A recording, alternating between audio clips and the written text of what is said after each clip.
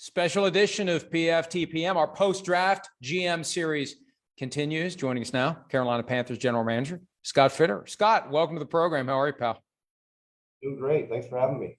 Well, it's great to have you. I know it's still a busy time of year, even though the draft has come and gone. Give me an idea of what your normal day, not that anything's ever normal in the NFL, but what's your normal day like in this period, post-draft, off-season workouts, working your way toward getting a little bit of a break before the season gets rolling?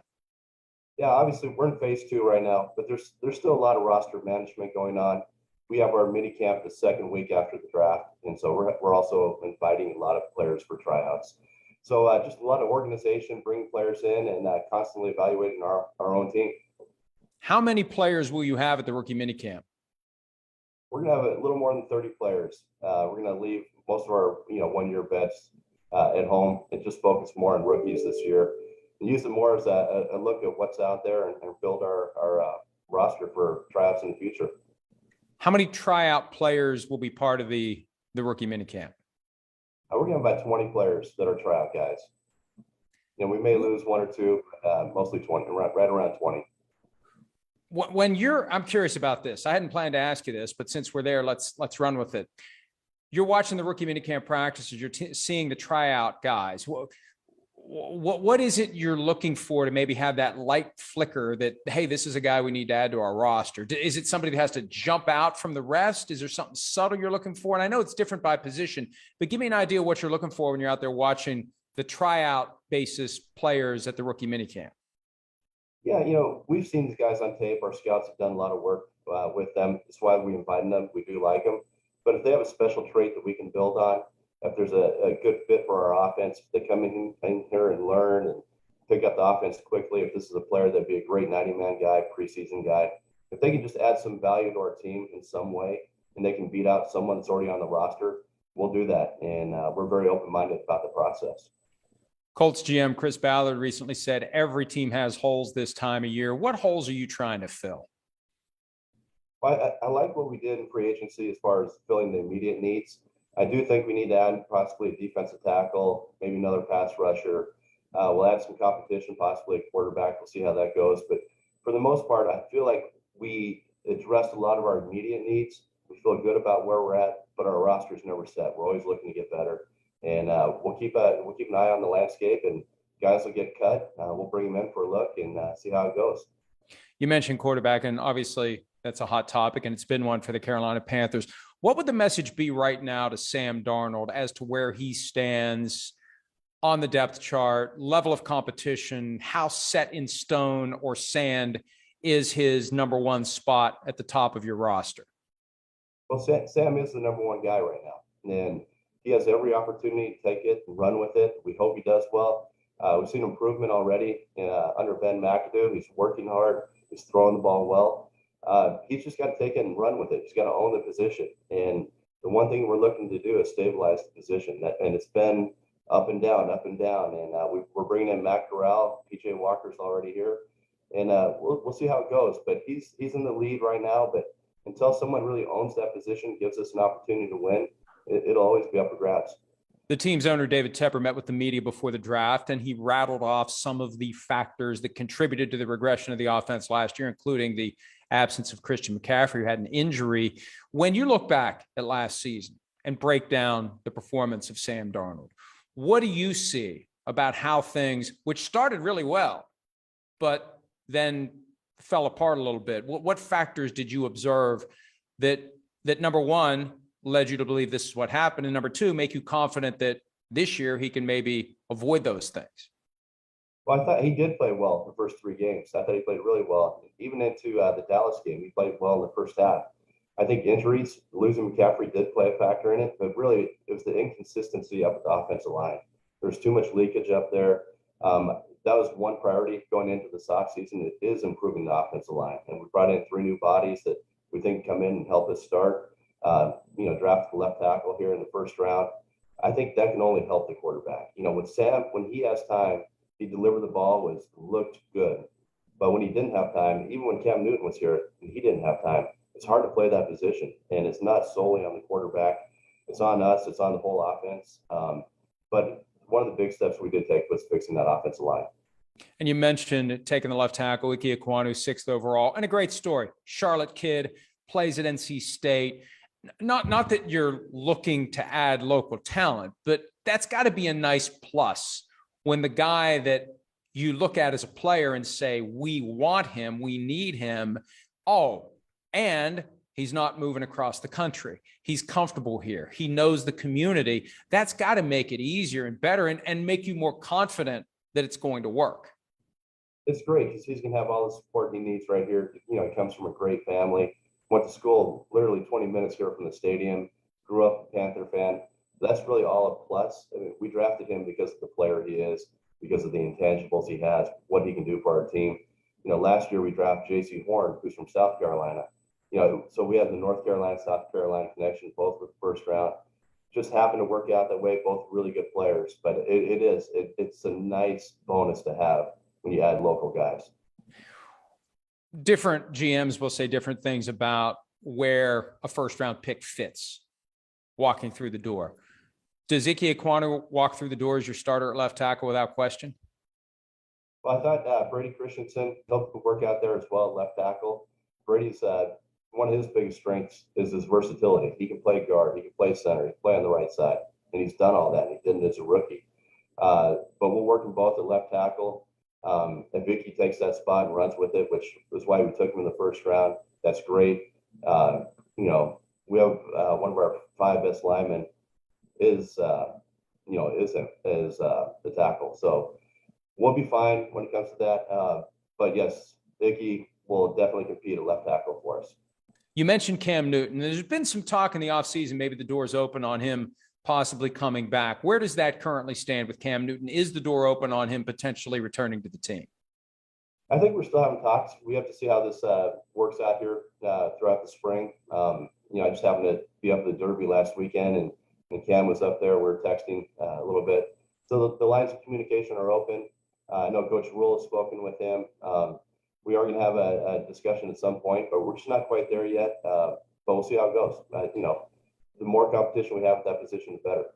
There are people around the league who think because of Cam's personality, the leadership, the magnetism he has, the fact that so many of the guys in the locker room now will say, hey, I grew up idolizing Cam Newton. I want to play with Cam Newton.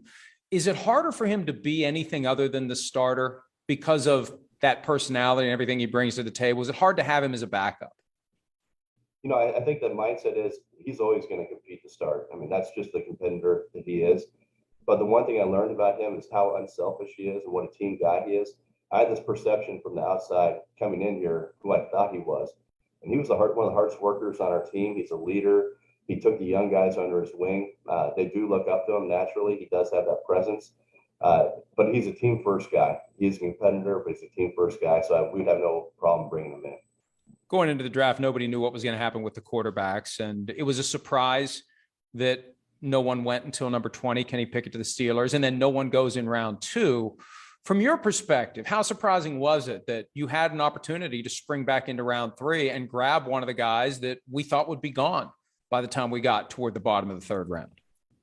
Yeah, it's definitely a unique year. You know, usually 3 quarterbacks go in the first, 20 or so.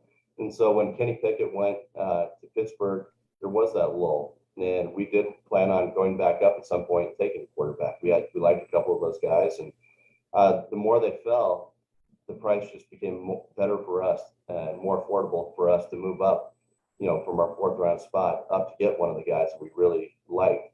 We knew going into the weekend we wanted to add a quarterback, whether it's a veteran free agent or, through the draft, ideally through the draft. And so to have that ability when they slid as much as they did really helped. And we were surprised how far they actually slid.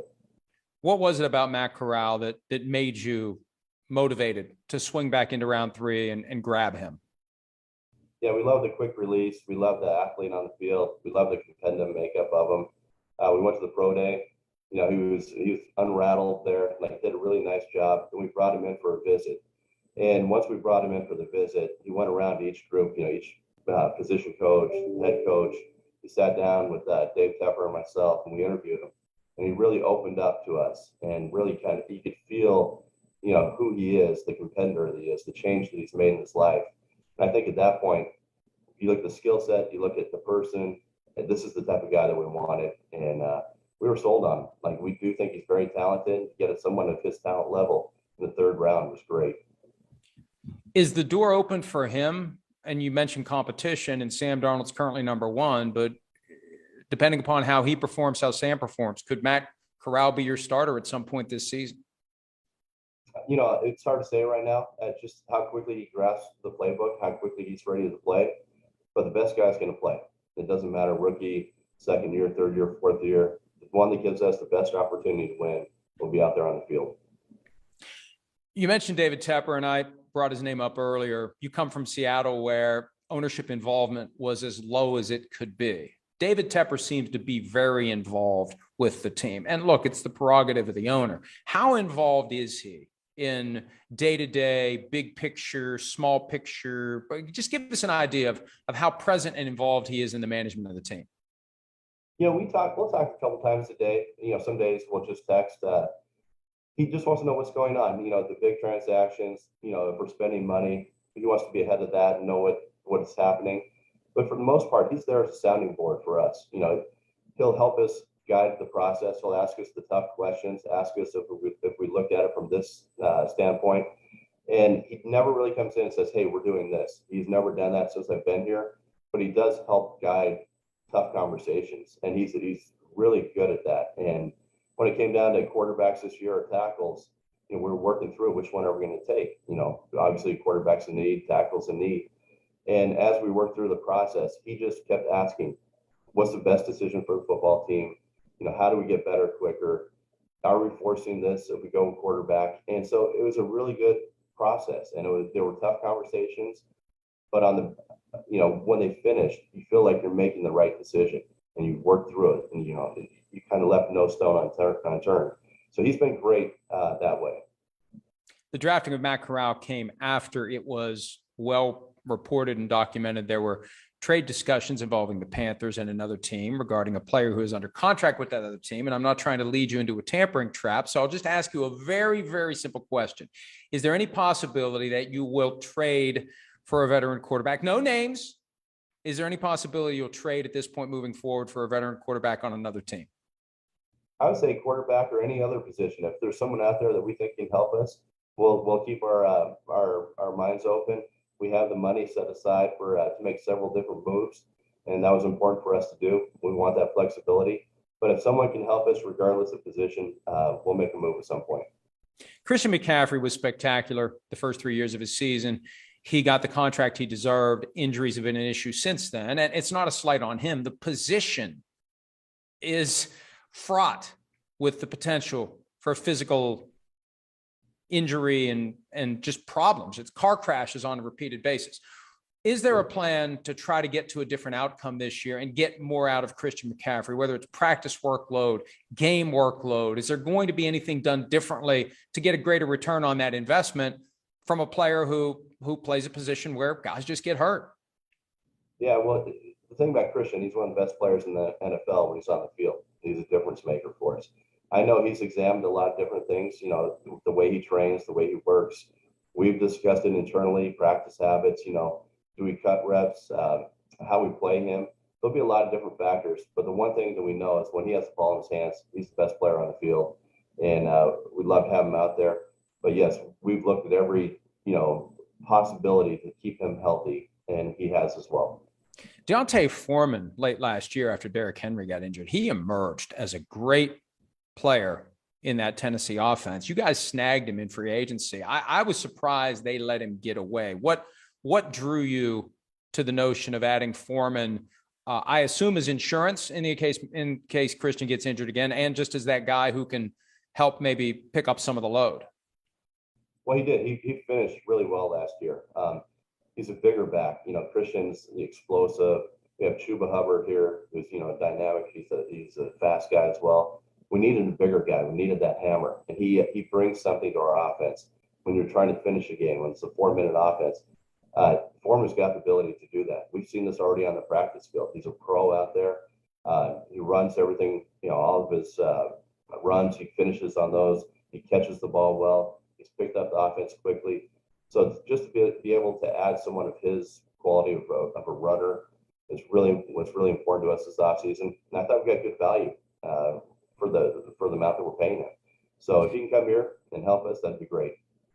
Before I let you go, I've been trying to make sense of what's going on with the receiver position in the NFL. In some respects, it's mimicking the running back position, where every year there are great receivers in the draft, but also there are great receivers that are in the league, and some of them get paid by the teams they're with. You guys have done that with DJ Moore, for example.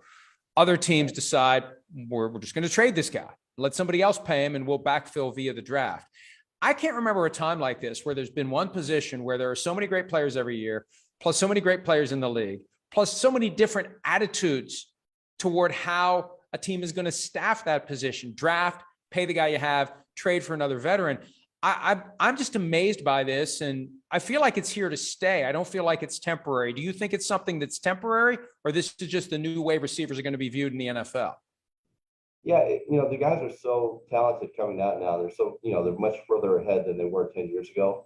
But the impact, your first and second receiver have on a game, the ability to flip the field and take over a game, that's rare. And it's because of all these passing offenses. So I do think it's somewhat here to stay. It'll be interesting to see if the money stays as high as it's at right now when these receivers start getting $25 million. That's a lot of money for a receiver. However, if they can impact the game like they are, then they'll continue to demand that money. But it's a lot of money for these guys right now.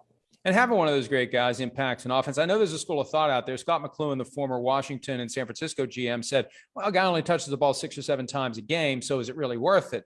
Well, when the defense has to pay attention to everywhere this guy goes and assign extra resources to neutralize him, yeah, it makes a difference because the rest of your offense becomes a lot easier to run. That's exactly right. They'll start to roll coverages. You're going to run the ball and free up receivers on the backside. That's why it's important to have 2 or 3 receivers out there. And then the quick passing game, to get the ball in the receiver's hands quick, their ability to run with the ball, run with power, it really does. And the ability to control the ball in the passing game has really changed the dynamics over the last few years. And so it really just opens up the offense in general. And they definitely impact the game. There's been so much talk about how the 49ers used Deebo Samuel last year, and it just dawned on me, the NFL is a copycat league. People see something that works. I fully expect this year to see more teams using, especially bigger receivers, using them the way that the 49ers used Deebo Samuel, because it worked. So why not do the same thing? Put them in the backfield, give them the ball, let them be running backs and receivers too. Do you expect that to spread? I do. I think we have one of those players in DJ Moore as well. DJ is a big, thick, strong guy with the ball in his hands. He can run it, he can catch it, and we can also do things with McCaffrey in reverse with a running back out of the receiver position. Anytime you can create a mismatch and get the ball in their hands and let them run in space, they're dynamic. So I do expect a little bit more to see more of that throughout the league. There's just a handful of teams in the NFC right now that people look at and expect big things from them. The Panthers are in the group of teams where people don't really know what to make of them. Do you kind of like that, where there aren't a lot of expectations, there isn't a high bar, maybe you can get an us against the world mentality going in the locker room and maybe surprise some people with what you do this year? You know what? Really, we don't pay much attention to that. Maybe we use it to motivate us. Our only goal is to win the NFC South, and that's our focus every year. And we want our players to believe that. I think we've built our roster in a way where we're ready to compete. We just need to get more consistency out of a couple positions, and we'll be right there. Well, Scott, we'll let you get back to work on finding more help at those positions and others. We appreciate some of your time. Congratulations on your success. All the best this season. We hope to talk to you again soon. Appreciate you having me. Thank you. Hi, I'm Mike Tirico, and thanks for watching. Make sure to hit subscribe for the latest news and highlights from NBC Sports.